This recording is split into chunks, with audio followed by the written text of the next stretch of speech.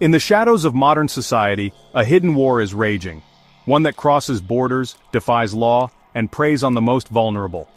It's not fought with guns or missiles, but with manipulation, coercion, and control. Its victims are not just statistics. They are children, women, and men stripped of their freedom and dignity. This is human trafficking, the silent epidemic of our time. Despite living in an era of human rights declarations, advanced technologies, and globalized economies, millions remain enslaved, bought, and sold like commodities. And while the world debates policies and politics, traffickers continue to profit, silently, ruthlessly, efficiently. According to the International Labor Organization, an estimated 49.6 million people were trapped in modern slavery in 2021, a number so staggering it nearly defies comprehension. Of those, 27.6 million were forced into labor, while 22 million were locked into forced marriages, stripped of autonomy and freedom. But these are not just statistics. Behind every number is a name, a face, a life stolen in silence. The victims are women trafficked across borders, children born into servitude, men deceived into bondage, and entire families torn apart. And overwhelmingly, those affected are the most vulnerable. Women, girls, and children, exploited not just for labor or sex, but for profit, control, and power. And this is not a problem confined to the developing world or war-torn nations. It is a truly global epidemic, stretching from the industrialized West to the global South, from the bustling capitals of finance to the quiet corners of rural communities. In Europe, victims are often trafficked from Eastern European nations such as Moldova, Ukraine, Romania, and Bulgaria into wealthier Western countries like Germany, the UK, France, and the Netherlands. There, they are forced into prostitution, domestic servitude, or labor under degrading conditions. Traffickers exploit immigration gaps, poverty, and the promise of opportunity, preying on young women and children in particular. In Asia, the world's most populous continent, human trafficking operates on a massive scale. In countries like Thailand, India, Bangladesh, Vietnam, and China, victims are recruited through fake job offers, sold by impoverished families, or abducted outright. They're funneled into factories, brick kilns, fishing fleets, brothels, and construction sites, often with no legal protection and little hope of escape. In places like North Korea, entire populations are subjected to state-sponsored forced labor, including overseas labor schemes that enrich the regime. In Africa, trafficking thrives in the shadow of poverty, conflict, and under-resourced governments. Children are taken for use as child soldiers, domestic workers, or in mines and agriculture. Women are lured with fake promises of jobs or education, then sold into forced labor or sexual exploitation, sometimes never heard from again. Traffickers often operate with impunity in regions where law enforcement is underfunded or corrupt. In the Middle East, migrant laborers from South Asia, Africa, and Southeast Asia are drawn to countries like Saudi Arabia, the UAE, and Qatar, with promises of construction or domestic work. Upon arrival, many find themselves trapped in kafala systems, employer-sponsored visa arrangements that can become legal cages. Employers confiscate passports, withhold wages, and subject workers to long hours, physical abuse, and even slavery. Complaints can result in imprisonment or deportation, not justice. And then there is the United States, a global superpower, yet not immune to the darkest forms of exploitation. Despite its wealth and institutional strength, the U.S. is both a destination and source for human trafficking. The U.S. Department of State and anti-trafficking organizations report that trafficking occurs in all 50 states, from New York to California, from Texas to Alaska. Victims are hidden in plain sight, in illicit massage parlors, nail salons, agricultural fields, domestic service restaurants, and even private homes. They may appear as waiters, cleaners, or caregivers, yet behind the scenes they face coercion, debt bondage, threats, and physical abuse. Major metropolitan areas like Los Angeles, Houston, New York City, and Atlanta are considered hotspots, not because they are more immoral, but because they offer anonymity, movement, and infrastructure traffickers can exploit. But it doesn't stop in cities. In suburban neighborhoods, victims are forced into domestic servitude. In rural communities, farm workers, often undocumented or in visa limbo, are paid pennies for back-breaking labor, living in employer-controlled housing with no freedom of movement.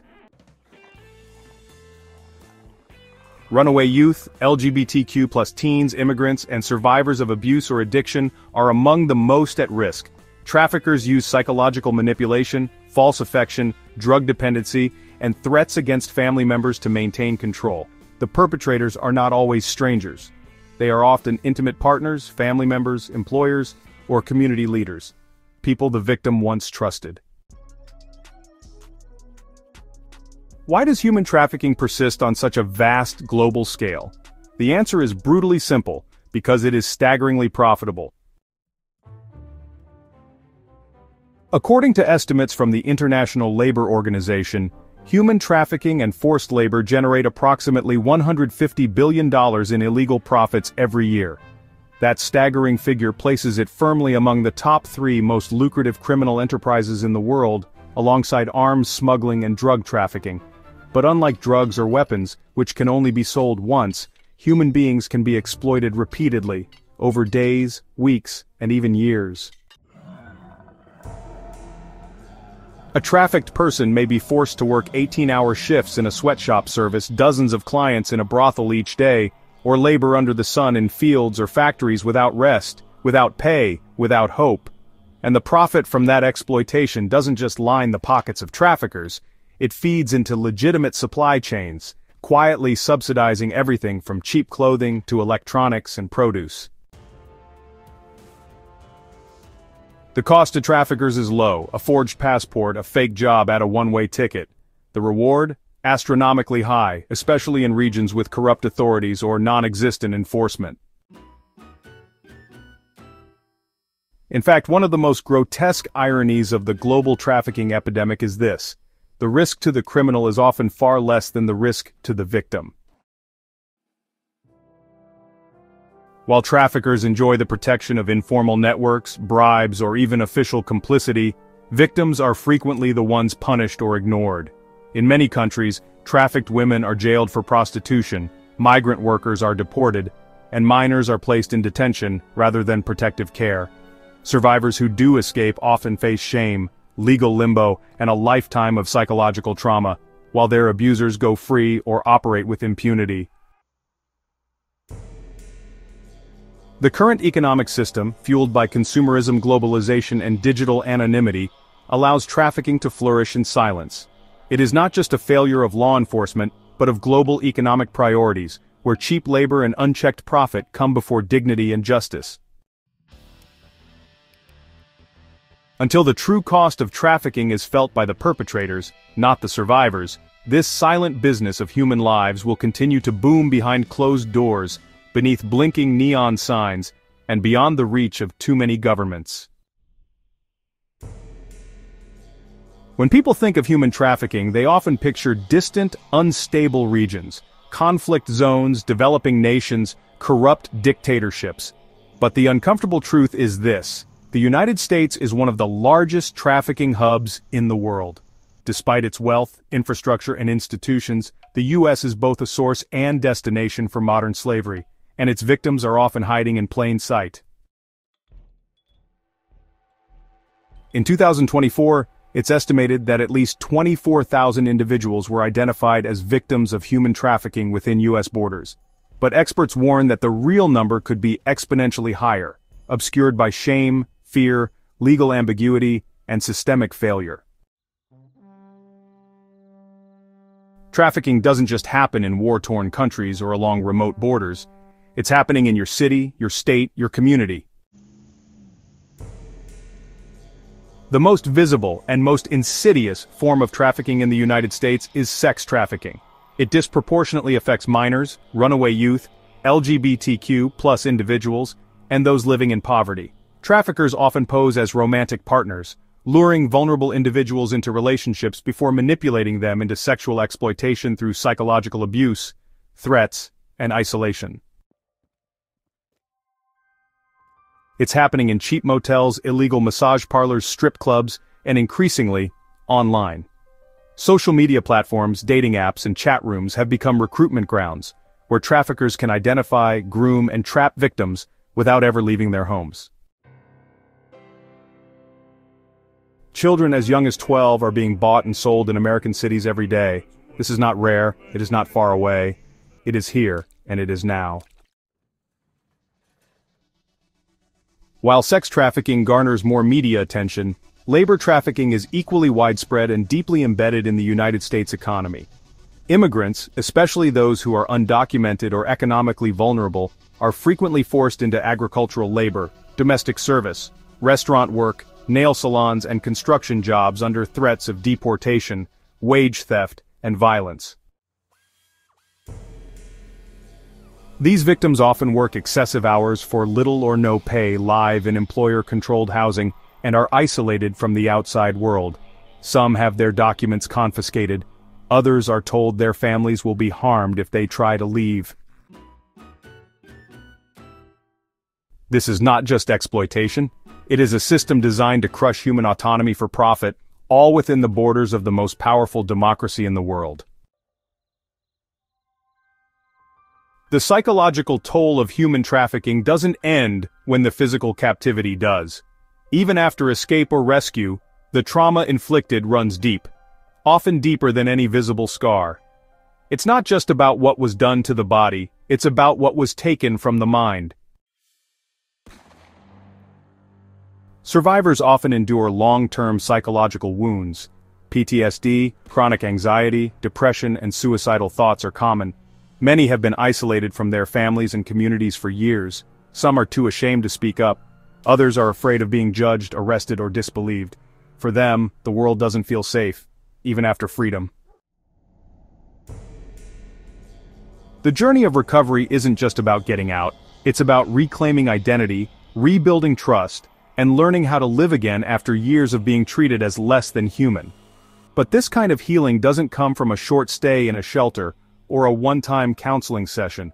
It requires long-term trauma-informed care, support systems, community reintegration, legal protection, and above all, patience. Despite these immense challenges, efforts to fight human trafficking are gaining traction globally, though unevenly and often too slowly. Legally, many countries have passed laws criminalizing trafficking. Most have aligned with international frameworks like the UN Palermo Protocol, but laws are only as powerful as their enforcement. In many parts of the world, corruption, apathy, and broken institutions allow trafficking to thrive in the shadows. The traffickers operate with impunity while victims, especially women and children, are often arrested, deported, or left behind. International cooperation has improved. Joint investigations and intelligence sharing among agencies like Interpol, Europol, and Homeland Security investigations have led to the disruption of several trafficking networks. But traffickers have adapted faster. They now use cryptocurrency, encrypted messaging apps, online job postings, and the dark web to move people and money discreetly, leaving authorities playing constant catch-up. Nonprofit organizations remain on the front lines. Groups like Polaris Project, A21, and Hope for Justice, along with thousands of grassroots efforts around the world, offer safe havens, legal aid, education, therapy, and employment pathways for survivors. Yet their resources are stretched thin, especially in poorer countries where government support is minimal. Demand far outpaces the services available.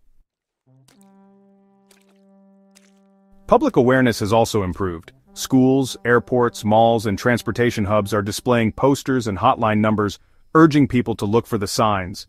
Unusual behavior, signs of control, restricted movement, lack of identification, or excessive work with no rest. The U.S. National Human Trafficking Hotline alone has received hundreds of thousands of calls, each one a potential life altered or saved. But awareness doesn't always translate into action. Too many people still look away. At the core of this crisis is vulnerability, the single most powerful currency traffickers exploit. They don't need chains when they can use fear, debt, addiction, or love. They look for children and teens who have run from broken homes, for migrant workers with no legal protection, for refugees fleeing war, for women and girls with no financial options, and for those with mental health issues or intellectual disabilities. Increasingly, they recruit online, through fake modeling contracts, job ads, or relationships carefully groomed on social media. No one is truly immune, but some are more at risk, and in a world that is becoming more unequal, more displaced, and more digitally manipulated, the pool of potential victims is growing by the day. Human trafficking is not just a crime, it is a moral failure, a social wound, and a systemic flaw. Ending it will take far more than crackdowns and symbolic resolutions. It will require a global cultural shift, one rooted in justice, courage, and the refusal to normalize exploitation. Governments must not only write laws but enforce them, fund prevention and survivor care, and hold complicit officials accountable. Corporations must take responsibility for their supply chains, ensuring that no product, whether a t-shirt or a smartphone, is stained with forced labor. And citizens must learn to see with different eyes, to recognize the signs, to report what they see, to question what seems off, and to support those working daily to stop this trade in lives. Most importantly, we must remember that survivors are not statistics. They are people whose freedom, safety, and dignity were stolen. And now the world must offer them something real in return, not just safety, but restoration. Because silence fuels this industry, indifference sustains it, but awareness, accountability, and collective action can dismantle